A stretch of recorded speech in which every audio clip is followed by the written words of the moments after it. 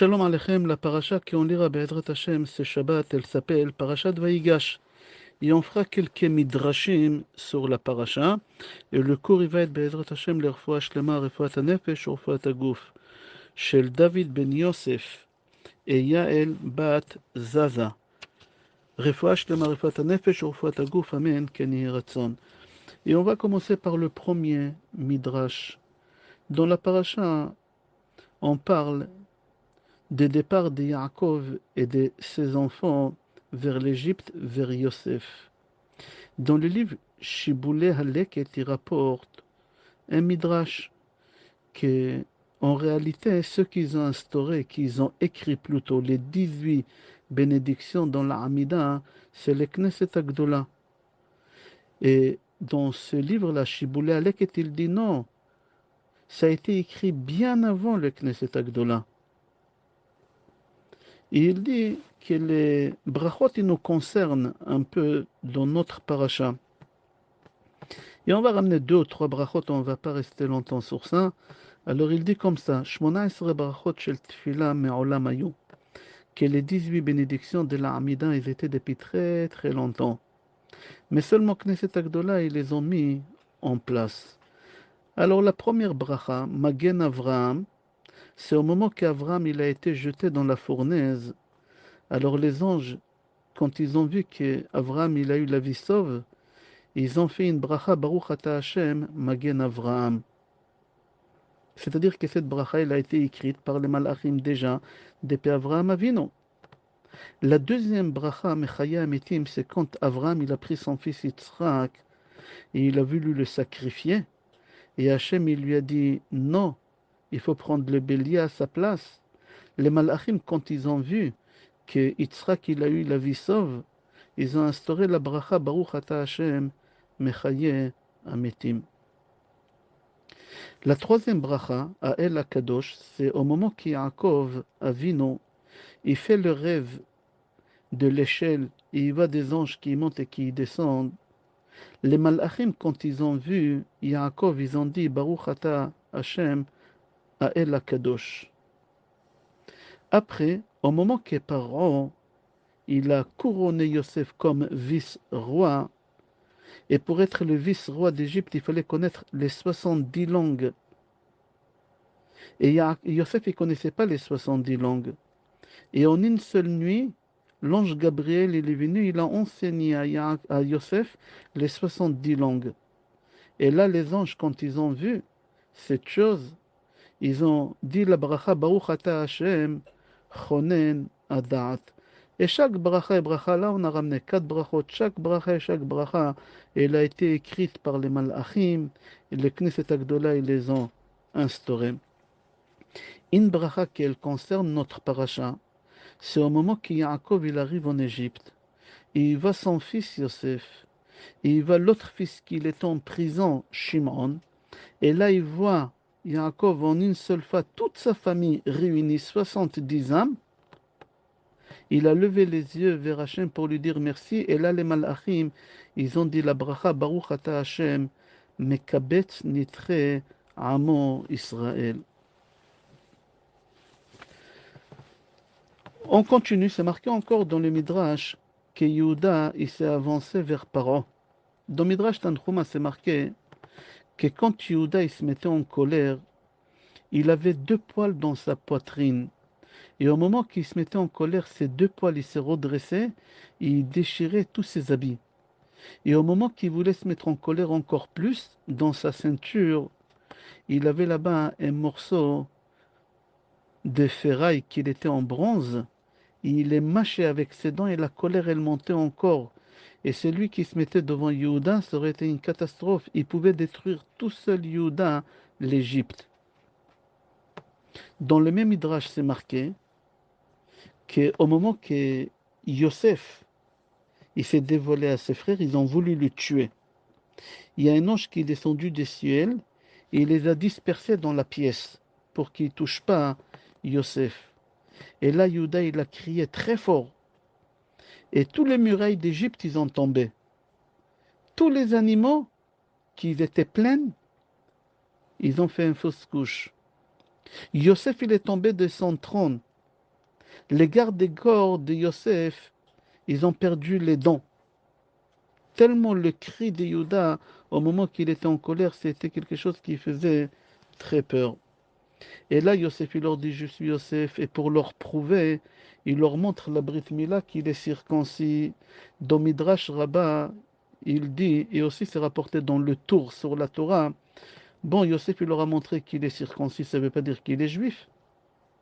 Ça ne veut pas dire que c'est Yosef. Tout simplement que Yosef, il a fait circoncire tous les Égyptiens.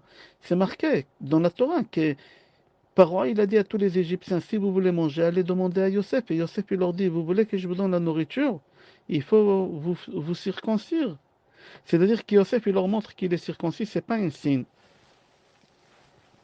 Le Shach HaKadosh, le Siftei Kohen sur la Torah, il répond, il dit, il y a des personnes qui viennent au monde déjà circoncis.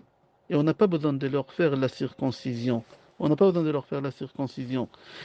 Et la façon que quelqu'un il est circoncis, c'est pas la même façon que quelqu'un qui on lui fait la circoncision. C'est pas la même chose. Et là, il leur a montré qu'il est né circoncis. Yosef, il est né circoncis. Dans le Midrash Rabbah, c'est marqué que tout ce qui est arrivé à Yaakov, son fils, il a traversé la même chose. Yaakov, il est né circoncis. Yosef, il est né circoncis.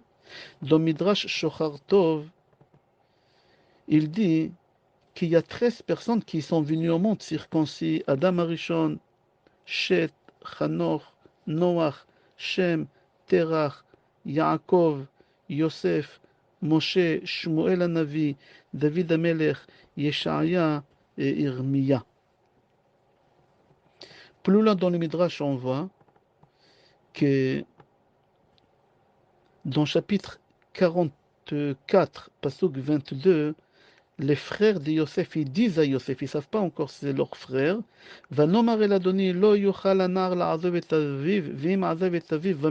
pardon, c'est les frères de Yosef, ils disent à leur père, on a dit au monsieur que le petit, il ne peut pas quitter son père. S'il quitte son père, il va mourir. Et là, le Chida Kadosh, dans son livre Dvash Lefi, Ma'arechet Zain, Ot Tedvav, il ramène au nom de Rabbeinu Ephraim Zatzal quelque chose qui est très étonnant. Qu'est-ce qu'il dit? Il dit des choses qu'on a, en réalité j'ai du mal à le dire, mais c'est la Torah. Il dit dans le chapitre 49, passage 27, c'est marqué Binyamin Ze'ev Itrof, que Binyamin c'est un loup-garou, c'est un loup. Il dit, il faut que tu saches qu'on ne l'a pas appelé Binyamin un loup pour rien. C'était en vrai que parfois Binyamin il s'est transformé en loup, et il dévorait. Et c'est pour ça son père il le gardait chez lui à la maison pour qu'il ne fasse pas du mal à son entourage. C'était une maladie qu'il avait, Binyamin. Et c'est pour ça c'est marqué Ve'azavet aviv vamet. Il va quitter son père et il va mourir. Ou c'est marqué Ve'kara ou Ason. Il aura, chas shalom, une catastrophe. En français ça s'appelle loup-garou. C'est un être humain qui se transforme en loup. Et au moment qu'il se transforme en loup, comme ça c'est marqué dans le livre d'Achida, il se transforme en loup, ses pieds, il sort de ses épaules. Comme c'est marqué aussi dans la Torah, Mefourage, dans Sefer Dvarim, chapitre 33, pasuk 12, Ben Ketefav Shachen. Khatam Sofer dit que Yaakov jamais il a cru que son fils Yosef il est mort. Il savait que Yosef il peut pas mourir, il portait les habits d'Adam Arishon, mais de quoi il avait Yaakov peur? Yaakov il avait peur que c'est possible que Bardelas, je crois Bardelas c'est un léopard, ou géopard en français ça s'appelle, il a mordu Yosef. Et Yosef il est devenu fou. Parce que c'est marqué Tarof Touraf. C'est quoi Tarof Touraf? Nitrefa Da'ato. Il a perdu la raison. Et c'est pour ça Yosef, il ne sait pas comment retourner à la maison. Et pourquoi il avait peur des Bardelas? Alors il dit le Khatam Sofer, parce que le Bardelas, c'est un seul animal on peut lui dire qu'il est comparé à Yosef. Bardelas, léopard, c'est un animal qui est très dangereux. Et pendant 7 ans, cet animal, les premières 7 années de sa vie, il est mâle. Et après, il se transforme en femelle. Et Yosef, il était femelle quand il était dans le ventre de Léa. Et Dina, elle était dans le ventre de Rachel. Et là, Kadosh Baruch Hu, il a changé Dina, que ça devait être un garçon, il l'a mis dans le ventre de Léa. Et la fille qui c'était Yosef, il l'a mis dans le ventre de Rachel. C'est-à-dire qu'en réalité, Yosef, quand il était dans le ventre de sa mère, c'était une fille. Quand il est né mâle. Et c'est pour ça Yosef, il faisait attention à son bien-être, ses cheveux, etc. Et c'est exactement la même chose comme le léopard. Plus loin dans le Midrash, c'est marqué que Yosef, il a donné des costumes à tous ses frères. Dans le chapitre 45, Pasuk 22, le Chiskouni dit, pourquoi il leur a donné des costumes? Quoi, ils n'ont pas assez des habits? Et il répond, il dit non, quand les frères de Yosef, ils sont venus en Égypte, quand ils ont trouvé la coupe chez Binyamin, c'est marqué, Vaikreu Simlotam, ils ont déchiré leurs habits. Et puisque Yosef, il a fait, à cause de lui, ils ont déchiré les habits, il est obligé, d'après la halakha, de leur acheter des habits. Il est responsable de ça. Après, dans le chapitre 45, Pasuk 23, c'est rapporté qu'il a envoyé à son père cadeau. Pourquoi Yosef il envoie des cadeaux à son père? Il dit tout simplement parce que c'est marqué dans Midrash Bamidbar Rabbin, Perek Yudzain, qu'un garçon a l'obligation de donner à son père de temps en temps des cadeaux pour faire kavod à son père. Et puisque Yosef il n'était pas à la maison pendant 22 ans, alors dès qu'il a entendu que son père il est vivant et les frères ils vont partir, alors il a voulu faire la mitzvah, il a envoyé des cadeaux à son père. Plus loin, dans le chapitre 45, pasuk 24, c'est marqué Vaishlach et echa vayelchu vayomer alehem al tirgezu badarech. Il a renvoyé ses frères, il leur a dit de ne pas s'y disputer. C'est quoi ne pas s'y disputer? Rachid dit al tifseo psia gasa. Ne pas faire des gros pas. Pourquoi ne pas faire des gros pas? C'est rapporté dans Gemara Brachot, page Mem Gimel, Amud Bet. Il dit c'est lui qui fait des gros pas, il perd un 500e de sa vue. C'est lui qui fait des gros pas, il perd chaque fois un 500e de sa vue. La Gemara dit Maïta Kante. Qu'est-ce qui fait cet homme pour retrouver la vue? Quelqu'un qui perd la vue, qu'est-ce qu'il fait? La Gemara elle répond les adrebe kiddush adebe shamche. Il faut boire le verre de kiddush de vendredi soir. Et on sait tous que tant qu'ils n'ont pas retrouvé leur frère Yosef, jamais ils ont bu du vin. Comme ça, Rachid dit. Miyom shemachruhu lo shatu yain velo hu shatayain. Comme ça, Rachid dit dans le chapitre 43, pasuk 34, que jamais il a bu du vin, ni Yosef, ni ses frères. Alors, si tu te poses la question, dit le Midrash, qu'on peut récupérer la vue, comment? C'est marqué dans Maran, Orachaim, Siman, Resh, Ain, Aleph, Otret, et aussi le Maharil, qu'au moment que tu fais Kiddush vendredi soir, si tu regardes les deux bougies qui sont allumées, alors tu vas retrouver la vue que tu as perdue. Pourquoi? Parce que ner, bougie en singulier, c'est 500. Et ça guérit. Ah, peut-être tu te poses la question qu'ils pouvaient regarder les bougies de Shabbat. Le problème, c'est qu'ils n'avaient pas encore les bougies de Shabbat. Regarde dans Chaye Sarah, chapitre 24, pasuk, je crois 67. Il dit tant que Sarah, elle était vivante, il n'avait Nerdolek, mais Erev Shabbat, l'Erev Shabbat. Après, quand elle est morte, la bougie, elle s'est éteinte. Quand Rivka, elle est venue, d'accord? Et quand Rivka, elle est venue, la bougie, elle est revenue. C'est-à-dire qu'on parle ici d'une seule bougie. Aujourd'hui, on allume deux bougies pour les deux yeux. Alors, c'est pour ça qu'ils n'ont pas pu. Plus loin, c'est marqué dans le chapitre 45, pasuk 27, que Yaakov, il a vu les charrettes que Yosef, il a envoyées. Je comprends pas. Paro aussi, il a envoyé des charrettes à Yaakov. Alors ils disent non, parce que les charrettes des Paro, ils avaient l'idolâtrie dessus. Et Yehuda, il a pris tous les charrettes des Paro et les a brûlées. La rencontre entre Yaakov et Yosef, après 22 ans, c'est rapporté dans Gemara Brachot, page Nonchet Amud Bet. Amar Rabbi Yoshua ben Levi. C'est lui qui ne voit pas son ami 30 jours, et après 30 jours, il le voit, il fait la bracha des Shechiano. Et s'il l'a pas vu pendant 1 an, 12 mois, il fait la bracha des Mechaya Amitim, à condition que tu es content de le voir et que tu aimes, c'est un très bon ami à toi. La question qu'elle se pose, Yaakov, il n'a pas vu son fils Yosef pendant 22 ans. Est-ce que quand ils se sont vus, ils ont fait la bracha des Mechaya Amitim? Dans le livre Nachalat Avraham, il dit, c'est évident qu'Yaakov, il a fait la bracha. Yaakov, il dit, Vayomer Israël, El Yosef, Amuta apam, achre reoti et panecha. C'est quoi Amuta apam? Il a fait Birkat Mechaye Ametim.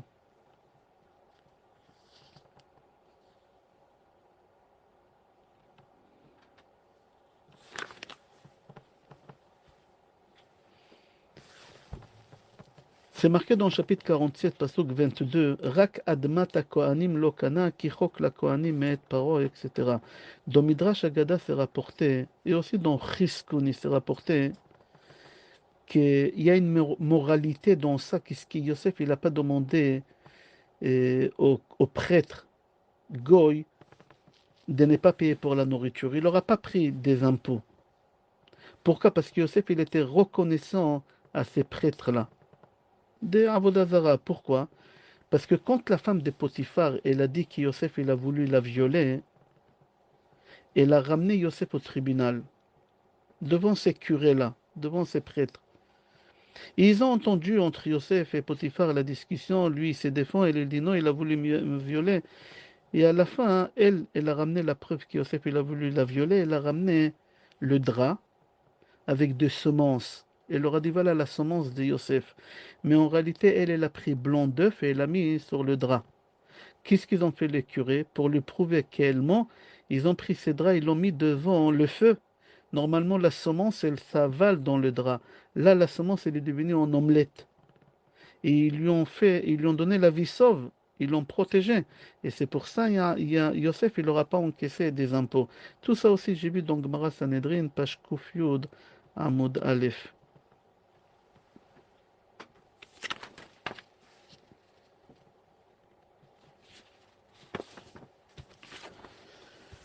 On finit. C'est marqué Velo yachol Yosef להתאפק לכל הניצבים עליו ויקרא הוציאו כל איש מעלי. Qui Yosef, il n'a pas pu se retenir, il a demandé de faire sortir tous les Égyptiens. Il veut rester seul avec ses frères. Il n'a pas voulu leur faire honte. Le mot le kol hanitzavim alai, il faut comprendre pourquoi Yosef, il a demandé de faire sortir tout le monde. Puisque Yosef, il s'est mis en danger des morts. Il est seul avec ses frères. Ses frères, il le tue.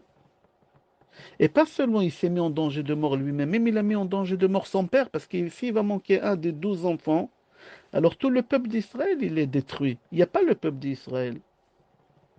Rachi répond, il dit, Yosef, il s'est mis en danger de mort, parce qu'il n'a pas voulu faire honte à ses frères devant les Égyptiens. Il a dit, je préfère qu'on me tue, je préfère que le peuple juif n'existe pas, parce que maintenant, puisqu'il n'y en a pas 12 frères, mais je ne fais pas honte à mes frères. C'est rapporté une Gemara dans Gemara Ktubot, page Samechvav Amud Aleph.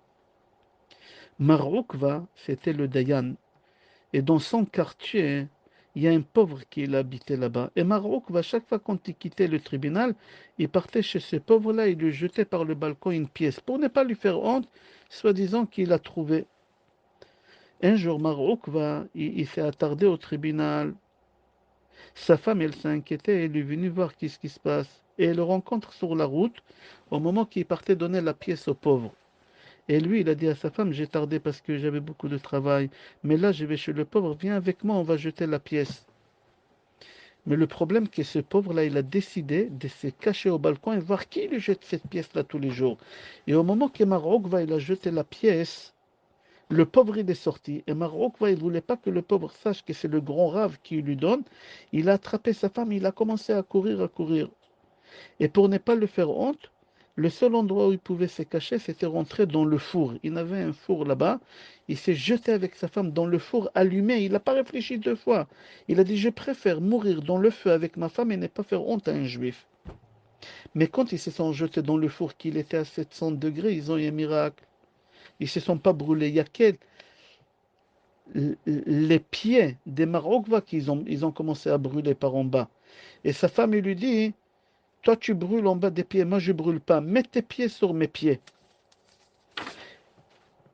Et Marokva, il a mis les pieds sur les pieds de sa femme et il s'est posé des questions. Comment ça se fait que sa femme, elle brûle pas en bas et moi je brûle? Elle est mieux que moi. Et là, ils lui ont dit, c'est sa femme qui lui a répondu, oui, je suis mieux que toi. Parce que toi, quand tu donnes la tzedaka à un pauvre, tu lui donnes de l'argent et lui, il doit aller acheter le poulet, il faut le ramener chez le shochet, il faut le cachériser. Il va manger que dans 3 heures, ce bonhomme. Moi, un pauvre, quand il vient me demander la tzedaka, je lui donne un plat déjà prêt. C'est pour ça, moi, j'ai plus de mérite que toi. Là-bas, la Gemara dit que Marokva, il s'est jeté dans le four avec sa femme parce que c'est marqué dans la halakha. Il est préférable de se jeter dans la fournaise et mourir et ne pas faire honte à quelqu'un. Tu imagines? Ça, qu'est-ce qu'il a fait Yosef? Yosef, il s'est mis en danger de mort uniquement pour ne pas faire honte à ses frères. Et pas seulement il s'est mis en danger de mort, tout le peuple juif. Abba Bardella Omer, il y a un rave qui s'appelait Abba Bardella dit Oy la nomi omadin, oy la nomi omotachacha. Il dit oh là là, combien de travail de conscience on doit faire. Yosef, le petit frère de toutes les tribus, il ne pouvait pas résister face aux remarques qu'il leur a dit je suis votre frère. Ils avaient honte. Tu imagines quand tu vas arriver chez Hachem, Hachem il va te dire il est où ton frère? Il va te dire il est où ton fils? Il est où ta fille? Qu'est-ce que tu vas répondre? Qu'est-ce que tu vas répondre? Où ils sont? Quand Akadosh Baruch Hu va te poser la question pourquoi tu as fait honte à ta femme? Pourquoi tu as fait honte à ta fille? C'est des péchés de faire honte à quelqu'un. C'est la même chose que tu as assassiné quelqu'un. Il y a des gens qui font attention à des choses banales, mais ils ne font pas attention quand ils s'adressent à leur femme, à leur fille, à leur fils. C'est marqué à Malbin Pne Chavero, hein, lo chelek lo olam haba. C'est lui qui fait honte à son ami. Il n'a pas de pardon le monde futur. C'est marqué dans le Midrash, tellement ils avaient honte quand il leur a dit je suis votre frère, ils étaient scotchés tous sur place. Ils ont commencé à pleurer. Il faut que tu saches que dans le monde futur, c'est pas Yosef qui va te faire la remarque. C'est Hachem lui-même, ça fait peur, il faut réfléchir. J'ai fini cette semaine, Be'ezrat Hachem, j'espère que le Mashiach il viendra, on n'aura pas besoin de jeûner. Mardi Be'ezrat Hachem, dit Tevet. On a dit déjà dans les années d'avant que si ce jeûne il tombe Shabbat, on va jeûner Shabbat. Tisha B'Av, on le repousse à dimanche. Tous les jeûnes, on repousse à part Kippour et dit Tevet. C'est-à-dire, dit Tevet, c'est un jeûne important, plus important que Tisha B'Av. Pourquoi? Qu'est-ce qui s'est passé à Ditevet? Certes, les Romains ils sont venus, ils ont encerclé Yerushalayim, mais il faut que tu saches que quand les Romains ils ont encerclé Yerushalayim pendant 2 ans et demi, les Juifs ils se sont même pas rendus compte. Tout fonctionnait normalement, ils avaient une abondance extraordinaire. Les marchés, l'étalage, il était rempli de fruits, les boulangeries remplies du pain, les salles de mariage, ils fonctionnaient, toute la vie, elle fonctionnait normalement. Il y avait des juifs solides qui protégeaient la ville. Alors, qu'est-ce qui s'est passé là-bas?